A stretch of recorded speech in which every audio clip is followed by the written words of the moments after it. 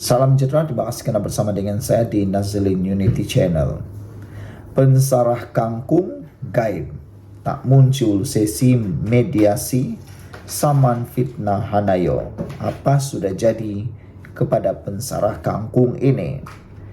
Pensarah kontroversi di Universiti Utara Malaysia UUM, Dr. Kamarul Zaman Yusof gagal menghadirkan diri pada sesi mediasi dengan Hanayo hari ini, membabitkan saman fitnah yang dikemukakan ahli parlimen segambut itu.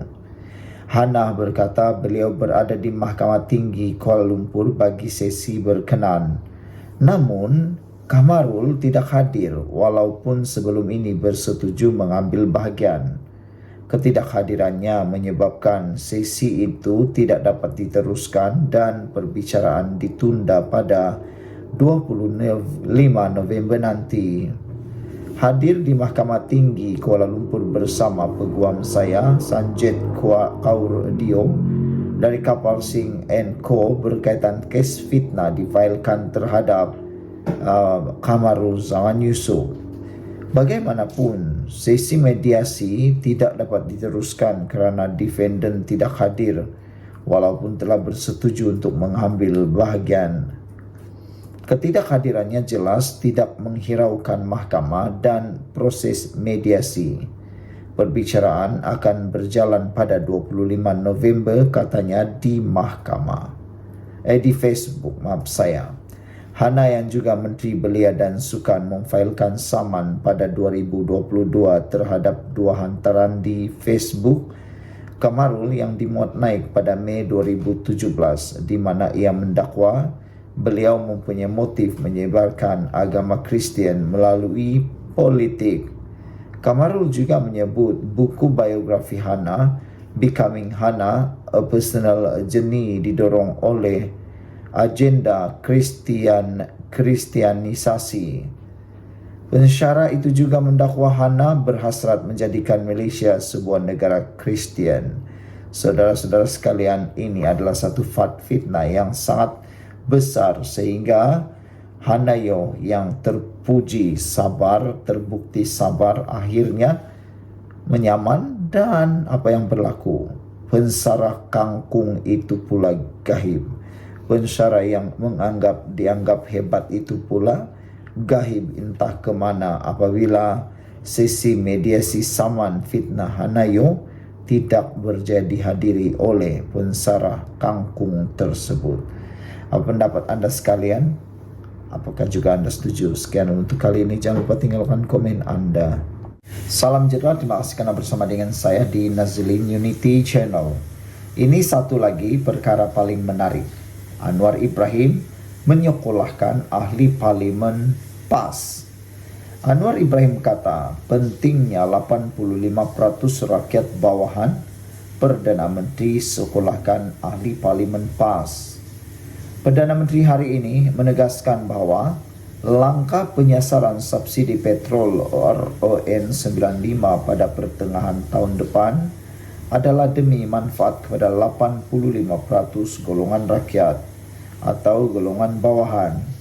Datuk Seri Anwar berkata beliau mengambil maklum takrifan sebenar pendapatan golongan tertinggi T15 terutamanya golongan pendapatan terutamanya pandangan pihak tertentu bahawa pendapatan isi rumah 13,000 sebulan tidak sepatutnya termasuk dalam kumpulan berkenaan. Menurutnya, nilai ambang itu merupakan penetapan yang dibuat oleh pihak Jabatan Perangkaan Malaysia DOSM di peringkat awal. Dalam masa sama, kerajaan katanya secara prinsip bersetuju. Nilai tersebut perlu dikaji agar bersesuaian dengan realiti semasa. Kata Anwar, saya sedikit runsing kerana kita ini seolah-olah tak banyak bicara soal pertahankan kepentingan golongan bawahan. Apakah 85% rakyat bawahan itu tak penting? Soal Anwar Ibrahim. Saya dengar tentang perbicaraan Kementerian Kewangan dan Ekonomi dan DOSM sekarang tentang penetapan Rp13.000. Tetapi kita pikir nilai itu agak rendah, ujarnya lagi. Sehubungan itu, Anwar menemplak dakwaan pembangkang. Kononnya, kerajaan tidak mempunyai tata kelola memandangkan rakyat bawahan tidak terkesan dengan langkah penyasaran subsidi petrol RON 95. Tata kelola dalam hal ini tidak bangkit kerana 85% rakyat tidak terlibat dalam kenaikan harga RON 95. Harga pasaran tanpa subsidi kepada T15 yang akan dikira semula kepada warga asing. Sebab itu, kadang-kadang pandangan kita, kritikan jangan hanya dilontar secara sembrono atau tanpa fakta, kata Anwar Ibrahim. Tuduhan kontrak subsidi hendak diberi ahli Parlimen Bukit Gantang umpamanya tak benar. Datang dari mana, dengar dari mana, TikTok, WhatsApp, belajar mana nih, platform X. Tak rujuk fakta, tapi kata baca Al-Quran, rujukan sanad di mana? Bidas Perdana Menteri ketika menjawab soalan tambahan Nik Muhammad Zawawi Saleh PN Pasir Putih. Terdahulu, pemimpin PAS berkenan ingin mengetahui definisi sebenar T15 dan mendakwa terdapat pelbagai tafsiran berkenan T15. Mengulas lanjut, Anwar menegaskan bahawa kerajaan Madani, pimpinannya diterajui tidak akan sama sekali bertolak ansur dalam soal tata kelola. Tata kelola dalam soal agihan ini untuk 85% tetap kita pertahankan. Jangan pusing, jangan putar, jangan buat tuduhan melulu di dalam dewan ini, tegas Datuk Seri Anwar Ibrahim. Minggu lalu, Anwar semasa membentangkan belanjawan 2025 berkata, kerajaan akan melaksanakan penyasaran subsidi RON 95 pada pertengahan tahun depan dengan kategori T15 tidak akan menikmati subsidi berkenaan. Sekian untuk kali ini, jangan lupa tinggalkan komen Anda. Salam sejahtera, terima kasih kerana bersama dengan saya di Nazilin Unity Channel. Top 3 pembangkang gahib ketika sesi PMQT. Ini dia. Inilah dia idol kepada pembangkang yang seringkali gahib ketika sesi PMQT di Parlimen. Kalibat top 3 pembangkang termasuk ketuanya, Datuk Seri Hamzah Zainuddin, tiada dalam sesi waktu pertanyaan-pertanyaan Perdana Menteri di Dewan Rakyat pagi tadi. Dua lagi wakil rakyat Perikatan Nasional PN yang gahib di Parlimen hari ini ialah Ahli Parlimen Marang Tan Sri Abdul Hadi Awang dan juga Ahli Parlimen Tan Sri Muhyiddin Yassin. Kedua-dua mereka masing-masing iaitu Presiden PAS dan Presiden Bersatu. Semakan Harapan Daily mendapati Abdul Hadi bahkan tidak menghadiri mesyuarat ketiga, penggal ketiga Parlimen ke-15 kali ini pada 24 dan 28 Oktober. Hari ini, lebih mengejutkan, hampir semua kerusi utama di bahagian depan blok pembangkang didapati kosong. Rata-rata netizen menyifatkan pembangkang gagal memanfaatkan peluang bersemuka secara langsung dengan Perdana Menteri semasa sesi PMQT dalam mengangkat suara rakyat. Antaranya pengguna X Amir Hamzah yang menulis pembangkang sebagai hanya bercita-cita besar mahu menjadi pemerintah, tapi bila ada peluang, mereka tidak mampu perform atau melakukannya dengan baik. Ada juga yang berpendapat jika berada di barisan belakang dalam blok pembangkang, pastinya malu setiap kali hendak berhujah melawan Perdana Menteri. Bos-bos aku tak muncul nak lead dalam parlimen, malu. Tapi itulah pembangkang, tiada otak, kecam Dr. Ramon. Sikap pemimpin utama pembangkang yang tidak menghadiri sesi PMQT juga dianggap sebagai hanya baling batu sembunyi tangan, atau dengan kata yang lebih mudah, hanya berani bercakap. Kalau di belakang Anwar Ibrahim, bila bersemuka berdepan, mereka pula tidak berani sama sekali. Saudara, ketidakhadiran top 3 pembangkang juga dianggap bukti bahawa blok oposisi sekarang gagal melaksanakan peranan mereka sebagai semak dan imbang kepada kerajaan pada hari ini. Sesi PQMQT merupakan pembaharuan yang dilaksanakan kerajaan perpaduan. Pada setiap Selasa, Perdana Menteri akan menjawab soalan yang ditujukan kepada beliau, manakala Khamis ialah waktu pertanyaan-pertanyaan menteri. Sejak tahun lalu, menerusi sesi PMQT, Anwar yang juga Menteri Kewangan menjawab soalan daripada para wakil rakyat dalam mesyuarat Parlimen ke-15. Sekian untuk kali ini, jangan lupa tinggalkan komen anda. Salam sejahtera, terima kasih kerana bersama dengan saya di Nazilin Unity Channel. Gempar lagi kartel 1.8 bilion.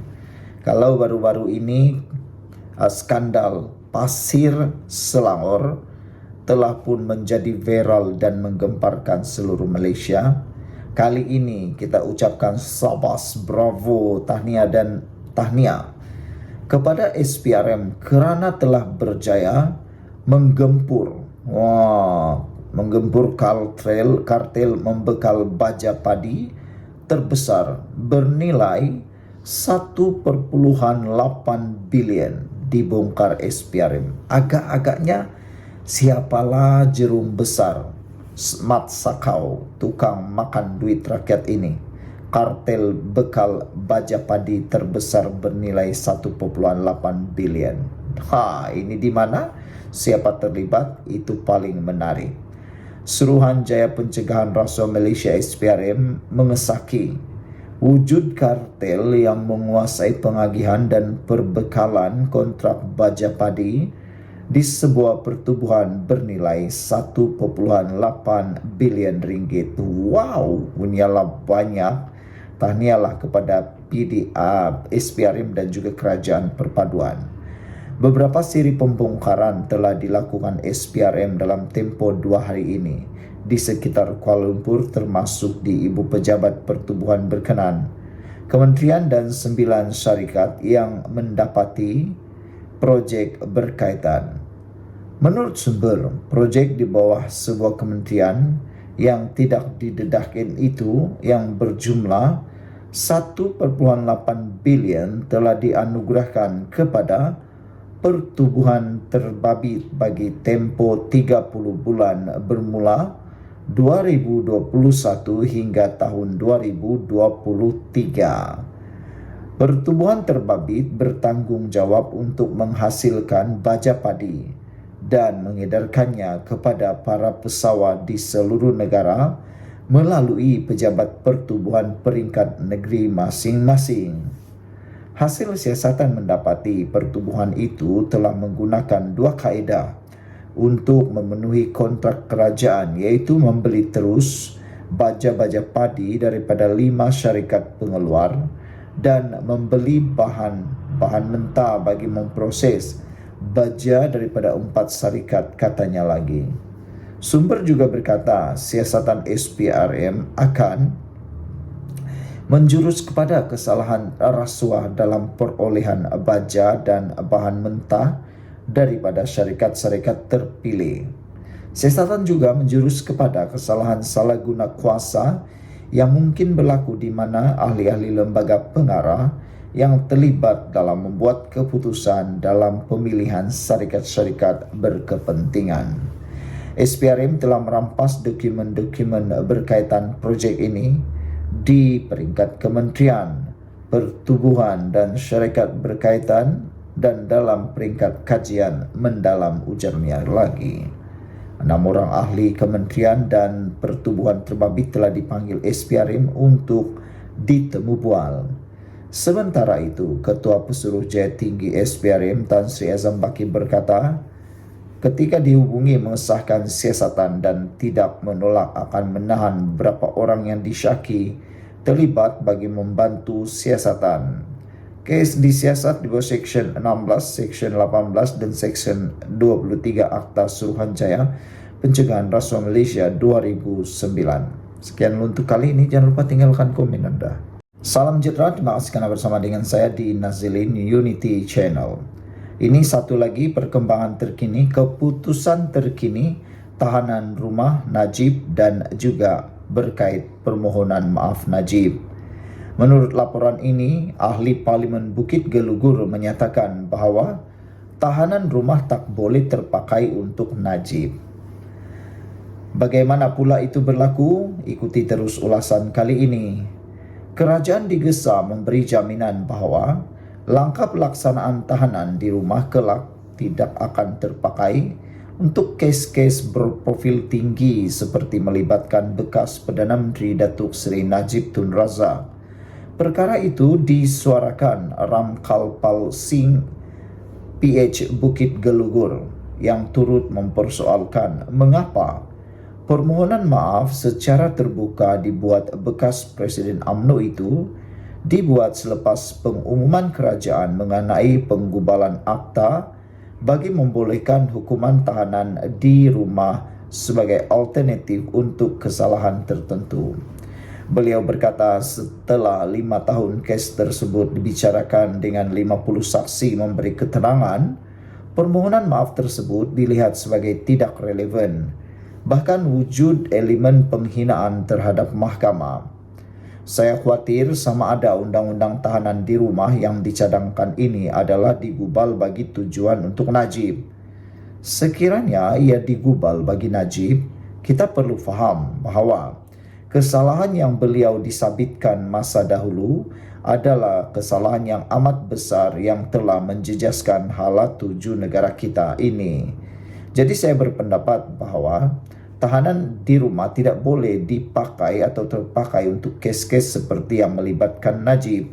Dan saya mahu agar kerajaan beri satu jawapan sama ada ia akan terpakai bagi tujuan tersebut, katanya ketika sesi perbahasan Rang Undang-Undang Perbelanjaan Belanjawan 2025 di Dewan Rakyat pada Selasa. Nasib Najib sama ada diperintahkan dibebaskan atau diperintah membela diri atas 4 kes salah guna kedudukan untuk mendapatkan dana 1MDB dan 21 pertuduhan penggubahan wang haram sebanyak 2.6 bilion akan diketahui pada Rabu, iaitu esok. Jika mahkamah mendapati pihak pendakwaan berjaya mewujudkan kes prima facie, maka bekas Perdana Menteri itu diperintah untuk membela diri. Bagaimanapun, sekiranya pendakwaan gagal menimbulkan prima facie, beliau itu akan dibebaskan serta-merta. Dalam pada itu, Ramkalpal Singh turut mempersoalkan sama ada Najib akan dikenakan sebarang tindakan atas kesalahan menghina mahkamah susulan permohonan terbuka baru-baru ini. Beliau juga mempersoalkan sekiranya permohonan tersebut akan mengganggu proses keputusan atau proses mahkamah yang dijadwalkan esok. Kita kena ingat bahawa dalam kes ini sudah 5 tahun berlalu, 50 kes telah berikan keterangan. Permohonan maaf terbuka ini mungkin terdapat kemungkinan besar akan tertakluk kepada prinsip subjudice. Jadi sekiranya seorang itu memberi kenyataan awam berkenaan dengan isu-isu yang dibicarakan dan diputuskan oleh mahkamah, bukankah ia merupakan penghinaan mahkamah? Adakah Najib telah melakukan satu penghinaan mahkamah? Ini perlu diperjelaskan. Sekiranya ya, apakah tindakan akan diambil terhadap beliau soalnya lagi. Sekian untuk kali ini, jangan lupa tinggalkan komen Anda.